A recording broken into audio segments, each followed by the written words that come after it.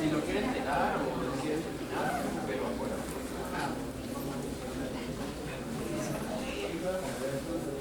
Creo que no está pasando muy bien.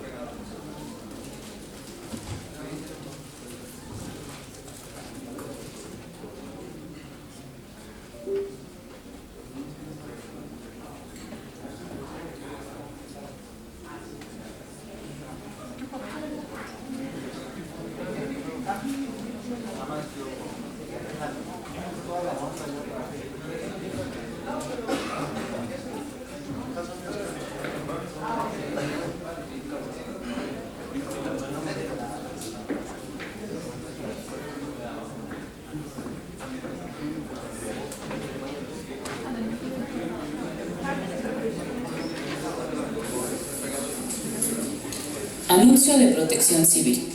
Se les recuerda que, en caso de ocurrir una emergencia, deben mantener la calma, no correr, no empujar y no gritar. Asimismo, se les recomienda ubicar en este momento las puertas más cercanas, tanto de emergencia como de salida, para, de ser necesario, utilizarlas para evacuar el recinto y dirigirse hacia las zonas señaladas como punto de reunión, siguiendo los señalamientos y las indicaciones del personal de protección civil. Muchas gracias.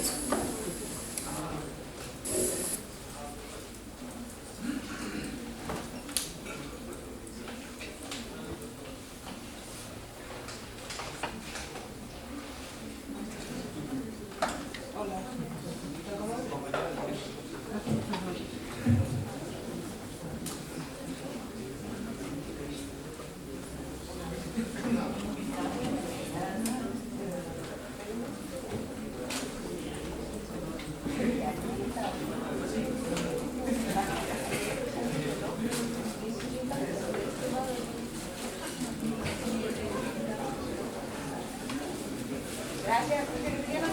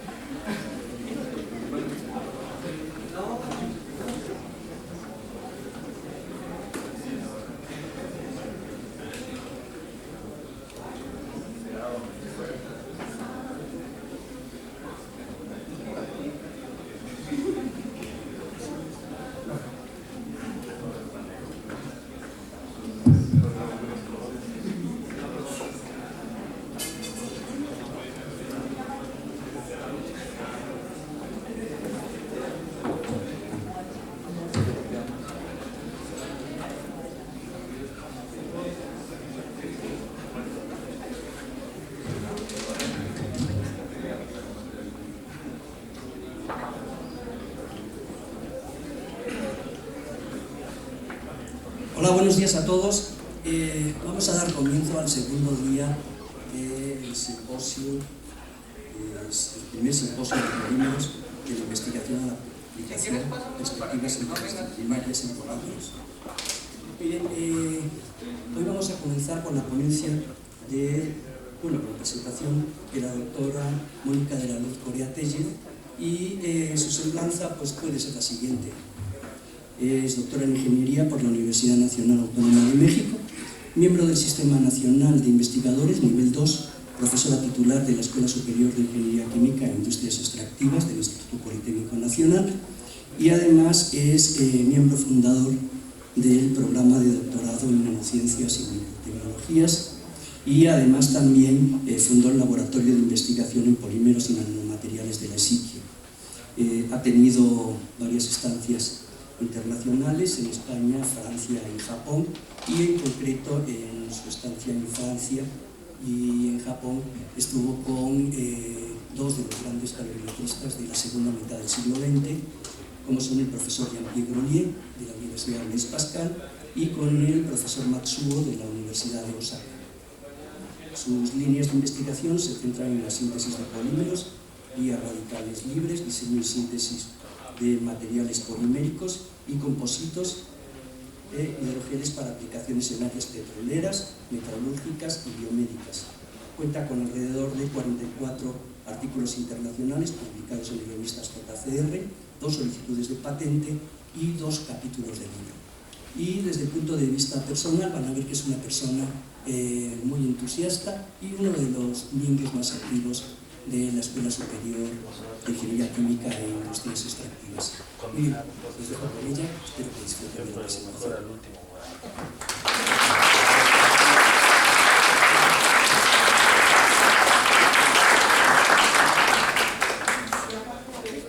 Buenos días a todos, jóvenes. Bueno, quisiera comenzar con algunas micrografías de algunos materiales que nosotros sintetizamos en el laboratorio. No son todas, son algunas y que de alguna forma también van a estar presentes en esta ponencia. Bien, antes de comenzar con... ¿Puedes pasar la siguiente? Bien, antes de comenzar con la presentación, el objetivo de este simposio es de alguna manera traerles a ustedes algunas de las cosas que se hacen en la ESICIE, dentro de nuestro laboratorio.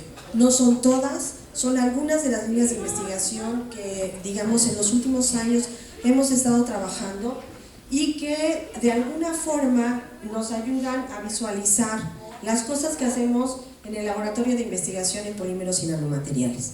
Este laboratorio se fundó hace ya un ratito, casi 20 años, y de alguna forma hemos trabajado ya en este momento estamos trabajando 5 doctores, estudiantes de maestría, estudiantes de doctorado y también de licenciatura. Tenemos aquí, ustedes pueden ver la página, es accesible en el sitio oficial de la ESICIE. Y bueno, lo que quiero es que ustedes vean que en la escuela también hacemos algo de lo que ustedes pueden incursionar, o en lo que ustedes pueden incursionar y en lo que ustedes pueden hacer. Bien, me voy a centrar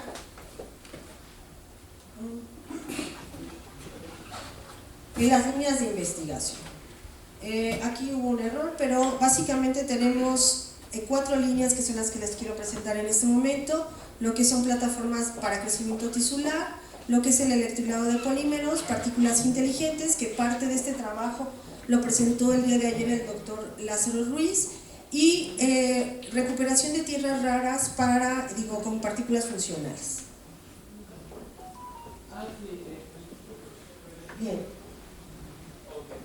Bien, en el caso de las plataformas para crecimiento tisular, además trabaja también la doctora Gabriela Martínez, está en colaboración el doctor Rogelio Jiménez Juárez, y en este momento está trabajando la tesis de maestría Juan Luis Salazar García. Bien, nosotros normalmente, o las plataformas para crecimiento tisular, las hacemos de hidrogeles, ¿no?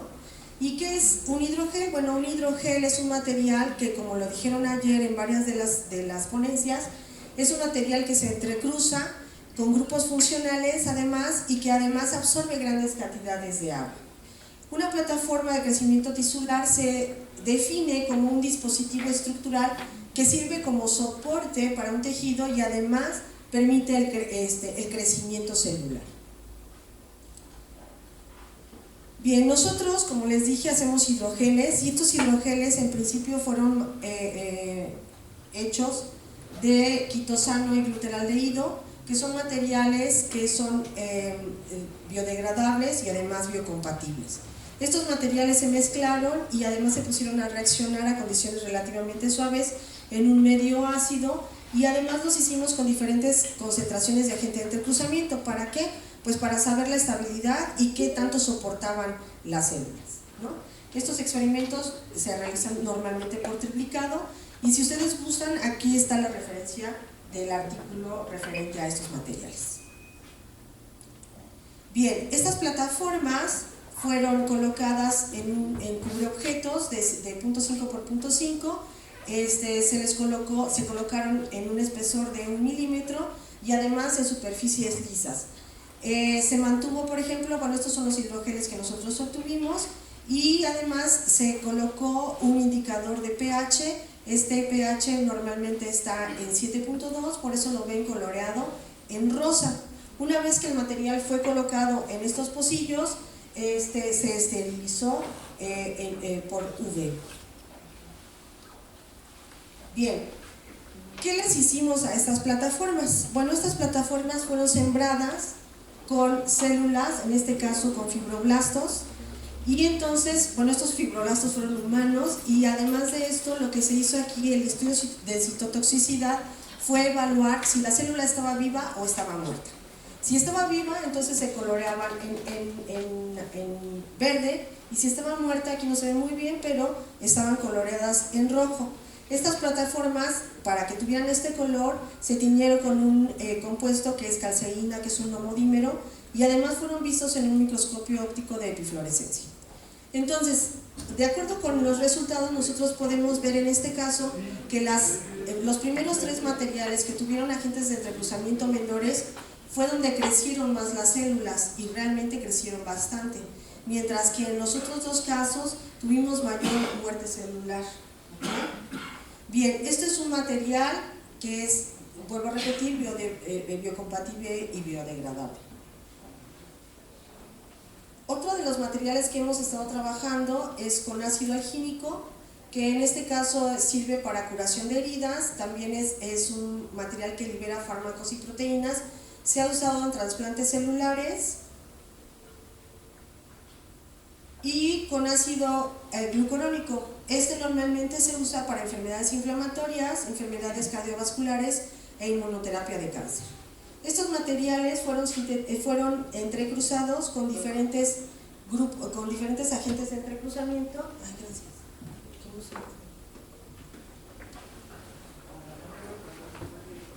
Gracias. Bien, en este caso se entrecruzaron con 3 diferentes agentes de entrecruzamiento y en este caso se usó diaminobutano. Normalmente se usa para cultivos celulares de células madre, espermidina, que se usa para crecimiento y proliferación celular, y un compuesto que se llama piperacina. Este es un anticancerígeno, un antibacterial y un antimalárico. Lo que obtuvimos aquí fueron hidrogeles con diferentes agentes de entrecruzamiento. Si ustedes se dan cuenta, absorben grandes cantidades de agua y abajo lo que se presentan son unas micrografías con diferentes tamaños de poro, ¿no? Eso depende del compuesto que se esté usando y además del grado de entrecruzamiento que estemos utilizando. Estos materiales fueron utilizados o se evaluó su viabilidad en embriones de pollo. Y entonces aquí lo que vimos es que, por ejemplo, en este caso, nosotros tuvimos para este material un hidrogel que mostró un 100% de viabilidad Aquí el embrión mostró reacciones a estímulos de luz o indicando un desarrollo normal. En este caso nosotros tuvimos un 60% de viabilidad embrionaria, mientras que en el otro caso pues el pobre Benito se murió, ¿no? Muy bien. Bien, la siguiente línea que quiero presentarles dentro del laboratorio que estamos trabajando es el electrohilado con polímeros. Aquí también trabaja el doctor Rubén Caro Briones, y aquí lo que quiero en principio es el concepto de electrohilado. El electrohilado, lo que nosotros generamos aquí, perdón, es que, bien, de lo que se trata es de inyectar una solución polimérica a través de una bomba de infusión. Se coloca un colector y se coloca además una fuente de alto voltaje entre la jeringa y el colector. Esto lo que ocasiona es lo que se denomina un cono de Taylor, y cuando se aplica ese alto voltaje lo que sucede es que la solución polimérica sale como chorro, y entonces lo que obtenemos aquí en principio eran fibras. El objetivo de este trabajo en principio fue utilizar esas fibras como músculos artificiales. En este proceso nosotros tenemos diferentes variables a controlar. Una de ellas es la solución polimérica. En este caso nosotros tenemos que controlar lo que es la viscosidad, la concentración, el peso molecular del polímero y además la constante dieléctrica del solvente con el que disolvemos el polímero.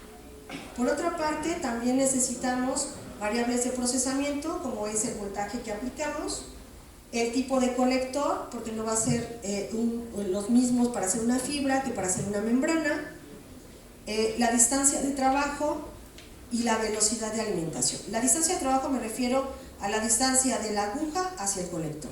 Y obviamente las condiciones ambientales de temperatura y humedad que también afectan al proceso. Bien, para esto nosotros sintetizamos una serie de polímeros, en este caso fueron 2 series, en donde una nosotros colocamos, pero es que estoy acostumbrada al otro apuntador. Una serie fue de estireno acrilonitrilo y la otra fue de estireno acrilonitrilo con ácido acrílico. Estos materiales fueron sintetizados por polímeros en emulsión. Ejemplo clásico de polímero en emulsión. Voy a atravesarme y aprovechando a que lo uso aquí, el resistor 850.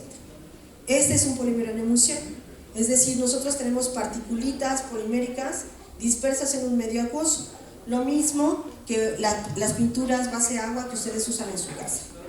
Y entonces, en este caso, aquí les presento las partículas que se obtuvieron de esos materiales. Algunas, dependiendo de la composición, fueron más grandes que otras, y otras prácticamente del mismo tamaño y con morfología de frambuesa. La mayoría de las partículas son aproximadamente de entre 500 y 600 nanómetros. Estas fueron las condiciones experimentales para preparar las muestras para que se puedan ver a través del microscopio electrónico de barrido. Si les interesa, esta es la referencia de ese trabajo. Bien, esta es la cámara de electrohilado que tenemos en el laboratorio. Esta es la construida en vivo y a todo color. Esta es nuestra fuente de voltaje. Este es nuestro colector y esta es la fuente de poder. Nuestro colector en este caso fue de aspas. Esto para obtener este tipo de fibras. Nosotros aquí ya lo que se obtuvo fueron hilos poliméricos con diferentes composiciones, es decir, la composición del copolímero se varió y se obtuvieron hilos con una longitud de 20 centímetros y un diámetro de 0.8 milímetros. Debido a que nuestra investigación se centraba en el diseñar o tratar de diseñar un músculo artificial, lo que nosotros queríamos entonces era en ese momento medir propiedades mecánicas y propiedades eléctricas.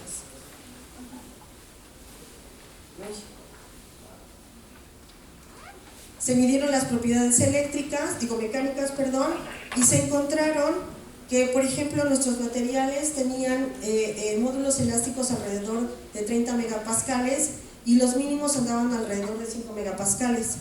En los tendones y ligamentos humanos nosotros tenemos un material con esos esfuerzos alrededor de 200 kilopascales. Quiere decir que nuestro material está sobrado. Bien, se midieron las propiedades eléctricas también a diferentes pHs. ¿Por qué? Porque un músculo artificial necesita estirarse y contraerse. Entonces, aquí lo que vimos es que el comportamiento eléctrico de los materiales se comportaban como un semiconductor, y un material que nos llamó mucho la atención fue este, que tenía 50-50% de composición, pero esto se debía a la estructura química del material. La otra línea son partículas inteligentes, y en este caso trabajan el doctor Lázaro, que fue la presentación de ayer por la tarde, el doctor José Manuel del Río y Miguel Ángel Hernández Martínez, que está haciendo su tesis de doctorado. En este caso nosotros lo que pensamos es hacer lo que se denomina acidificación matricial, en donde esta acidificación se divide en 3 etapas: la etapa de prelavado, de inyección de ácido y posinyección. Y además de esto, lo que permite esta acidificación matricial es aumentar la permeabilidad de los poros, ya sea con ácidos orgánicos o inorgánicos. La idea es reducir el daño a la formación y formar los canales del gusano para extraer el petróleo.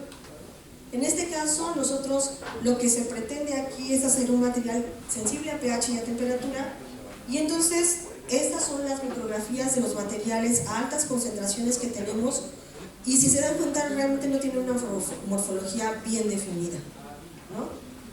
Para ello, los materiales fueron caracterizados por DRX. Nosotros tenemos aquí materiales altamente amorfos, pero cuando fueron tratados con materiales con cloruro de calcio, comenzamos a encontrar ciertos picos de cristalinidad, lo que nos daba a entender que quizás el material se había acomodado de otra manera, o las cadenas tenían ya interacciones por puentes de hidrógeno. Estos son los materiales o las microscopías después del tratamiento alcalino, y si se dan cuenta en esta parte nosotros ya tenemos un material prácticamente de hojuelas. Aquí hicimos un experimento de látex antes y después con roca caliza, y lo que nos interesa en este caso es la reacción. Si me la pasas, entonces nos damos cuenta que el material que nosotros tenemos funciona, es decir, genera el CO2 suficiente como para que tenga un desplazamiento correcto dentro del pozo. La última línea que quiero enseñarles es recuperación de tierras raras, y en este caso trabajo con el doctor Ángel de Jesús Morales y el estudiante de doctorado es Pedro Adrián. Y en este caso nosotros lo que queremos es extraer tierras raras, porque hay muchas empresas o muchas industrias que se usan, tanto la tecnológica, la energía renovable, la armamentística. Todos los celulares, pantallas, etcétera, tienen materiales o metales de tierras raras. En este caso, lo que se pretende es que con el látex funcionalizado con grupos funcionales, se colocándole una solución rica en iones de europio en este caso, extraiga ese metal por lo que se denomina un efecto quilante. Y además de eso también tenemos la parte de descarga, es decir, que a cambios de pH nosotros podamos soltar ese ion en otra sal que nos interese y dejar las partículas como las teníamos. Bien, esta es una microscopía electrónica de barrido de las partículas que obtuvimos, que se funcionalizaron con ácido acrílico, con curcumina y con fumaramida, y los porcentajes de extracción que fueron bastante buenos. Nos dieron porcentajes de extracción de europeo del 98%, para el caso de ácido acrílico, de curcumina del 84%, y de fumaramida que no fue tan bueno. Sin embargo, si lo comparamos con los procesos industriales manejan un porcentaje de recuperación más o menos del 80%. Eso quiere decir que tenemos un buen porcentaje de recuperación. Y por otra parte, nos dimos cuenta que el diámetro de partícula crecía. Sin embargo, cuando vimos las microscopías electrónicas de barrido, nos dimos cuenta que las particulitas formaban arreglos y como de collares para ese material, y no se deshacía. Bien, voy a saltarme esta, que son la etapa de descarga. Y esto nos ha permitido una serie de trabajos dentro del laboratorio que ustedes pueden consultar en la red, ¿ok? Y ya por último, porque estoy sobre el tiempo, quisiera despedirme con una ilustración que el doctor del Río encontró en un mercadito en Teotihuacán, que es muy inspirador y que es de Carlos, ¿cómo se llama? Carlos Castroso, que es un ilustrador para cuentos de niños, y que además creo que sí, él tiene razón, es muy inspirador para cualquier científico o investigador, y que dice: voy en busca de preguntas. Gracias por su atención.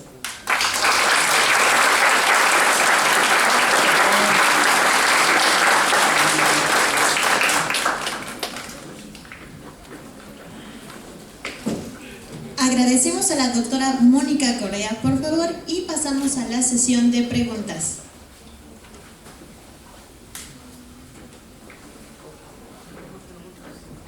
Hola, buenos días.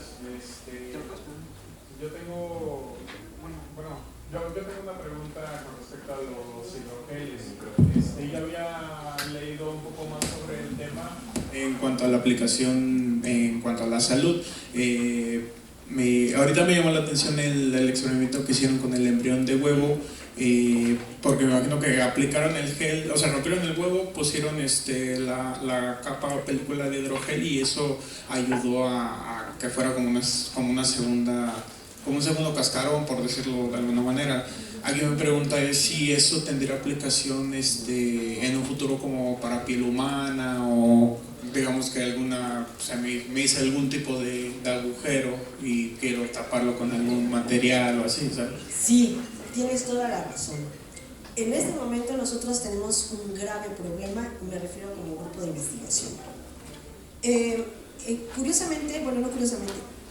Estas líneas de investigación ya son líneas de investigación interdisciplinarias. Ya no son de un ingeniero químico, o sea, ya involucran muchas áreas, ¿no? Entonces, por ejemplo, el material que llevamos más adelantado es el de triptófano, en donde ese material tenemos la certeza y seguridad de que sirve para curación de heridas. Sin embargo, hay una parte médica que no podemos controlar, porque, por ejemplo, en este caso ya necesitamos protocolos de ética en hospitales. Entonces, de entrada son protocolos que nosotros como ingenieros químicos no tenemos mucho conocimiento, sino que ya tenemos que ir de la mano del área biológica y del área médica, ¿no? En ese paso estamos, pero sí sirve. De hecho, en alguna ocasión, Gaby, pues ella rescata perritos, ayuda a